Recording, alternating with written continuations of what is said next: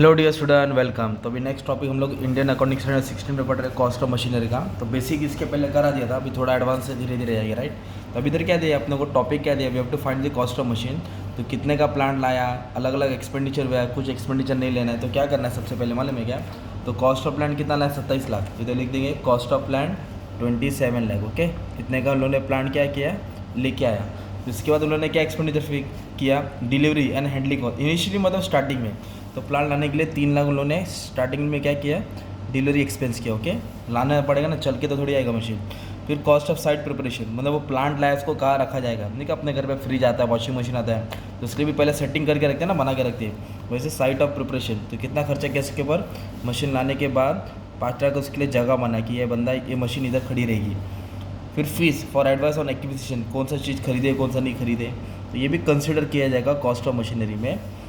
फिर estimated dismantling cost to be incurred after 6 year, 6 साल के बाद जब मशीन को डिस्पोज किया जाएगा, हटाया जाएगा, उसका भी 4 लाख अपन ने अभी दे दिया। तो ये भी मशीन के रिलेटेड ही है, कॉस्ट में इसको कंसिडर किया जाता है, राइट। फिर इसके बाद क्या वाला, operating loss before commercial product, जो भी लॉस होता है ऑपरेटिंग लॉस होता है, राइट। और मतलब नया प्रोडक्ट लॉन्च करने का ट्रेनिंग कॉस्ट, ऑपरेटिंग लॉस, ये सब नहीं कंसिडर किया जाता। इधर दिया भी है, देखो कंडीशन भी दिया, cost that are not directly attributable, मतलब इसको कंसिडर करते नहीं है। तो ये सब अमाउंट क्या हुआ, उन्होंने मशीन के रिलेटेड स्पेंड किया। फिर सबको क्या कर दो आप लोग, टोटल कर दो। तो टोटल कर देंगे, मान लो 47 लाख है, तो 47 लाख क्या हो जाएगा तुम्हारा, कॉस्ट ऑफ मशीन हो जाएगा। क्या हो जाएगा, कॉस्ट ऑफ मशीन। ओके, तो ऐसे एग्जाम में तुमको कैसे भी क्वेश्चन पूछ सकते हैं, तो अपना काम है बेसिक से एकदम एडवांस होना, राइट। अभी नेक्स्ट क्वेश्चन इधर क्या दिया है, एक्स लिमिटेड है, उसने क्या किया, परचेज किया है 4,40,000 का, इंक्लूसिव ऑफ GST, मतलब 4,40,000 में 40,000 GST इंक्लूड है।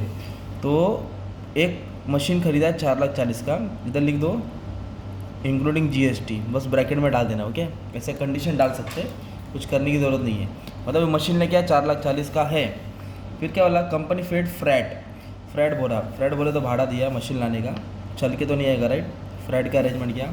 कस्टम ड्यूटी, मतलब मशीन बाहर गाँव से मांगा है, चाइना से मांगा है समझ, तो 20,000 कस्टम ड्यूटी लगा। कंसिडर करना इंस्टॉलेशन चार्जेस, ऑब्वियसली मशीन लाया तो उसको इंस्टॉल करना पड़ेगा ना, कितना दिया इंस्टॉलेशन चार्जेस, 8,000 दिए। अभी इधर क्या बता, dismantling cost will be 10,000, machine का डिसमेंटलिंग कॉस्ट कितना, 10,000 दिए। डिसमेंटलिंग मतलब ख़त्म होने के बाद उसको डिस्पोज करके, है ना, 10,000 दिए। और 5,000 स्पेंड ऑन मेंटेनेंस, मेंटेनेंस नहीं कंसिडर करना है अपने को, मशीन लाने का खर्चा करने का। बाइक खरीदते ना, उसके बाद कितना मेंटेनेंस हुआ, उसके बाद कितना तुमने क्या एक्सपेंडिचर किया, वो सब कंसिडर नहीं किया था। तो मेंटेनेंस कॉस्ट को इग्नोर करना है, right. We have to find the cost of asset as per Indian standard accounting standard, तो यही सब अमाउंट को कंसिडर किया जाएगा। इसको टोटल ले लेंगे, मान लो तुम्हारा ये आंसर आ जाएगा 4,88,000। तो ये तुम्हारा क्या हो जाएगा, total cost of machinery, total cost of machinery as per the Indian standard accounting system.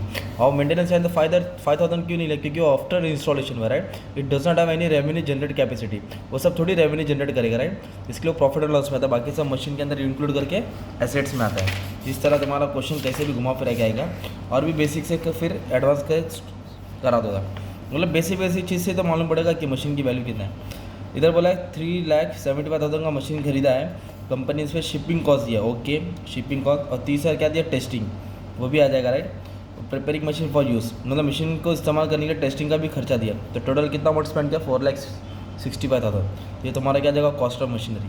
अभी इधर क्या दिया है क्वेश्चन में, कि जो लैंड परचेज़ किया है, in the month purchase land 12 lakh for a factory, तो लैंड की प्राइस है 12 लाख। और उसके बाद क्या दिया, डिमोलिशन ऑफ ओल्ड बिल्डिंग, पुराने वाले मशीन को डिमोलेट कर दिया, डिमोलेट मतलब हटा दिया। और फिर लीगल फीस भी देना पड़ा 30,000, और गारंटी ऑफ इंश्योरेंस का भी अमाउंट स्पेंड किया। और सेल ऑफ सेल्वेज मटेरियल, मतलब जो बिल्डिंग को डिमोलिश किया, लोखंड बचा रहेगा ना, तो भंगार में बेचा रहेगा उन्होंने। जैसे घर वो टूटता है तो लोखंड खिड़की जो भी है भंगार में बेच के पैसा कमाते, तो ऐसे 24,000 है। तो मशीन का कॉस्ट क्या हुआ, तो आपको क्या करना पड़ेगा मालूम है, मशीन का प्राइस, लैंड का प्राइस है 12 लाख। फिर उसके बाद क्या था, प्रॉपर्टी 12 लाख का था, लीगल फीस लिया, टाइटल इंश्योरेंस लिया, और डिमोलिशन करने का, बिल्डिंग को तोड़ने का 1.5 लाख आया खर्चे। और स्क्रैप में कितना अपने को आ रहा है, 24,000, भंगार में बेच के 24,000 है। तो नेट अमाउंट कंसिडर करने का, बिल्डिंग बेच के कितना है, 1.5 लाख, और खर्चा कितना हुआ, 24,000। तो जो बचा रहा बैलेंस अमाउंट, उसको कंसिडर करने का। तो ये हो गया तुम्हारा वैल्यू, कौन सा, प्लांट का, जो प्रॉपर्टी की वैल्यू हो गई 13,92,000। ऐसे टाइप के सब आएंगे तुमको, बस ये कंडीशन याद करने का था, जो पहले पढ़ाया था ना वीडियो में, कि ये कॉस्ट लिया जाता है, ये कॉस्ट को लिया जाता नहीं है। स्क्रीनशॉट लेके रख लो, ब्लैंक्स में भी काम आएगा, किधर भी छोटा मोटा क्वेश्चन एग्जाम में आ सकता है। ठीक है, थैंक यू वेरी मच।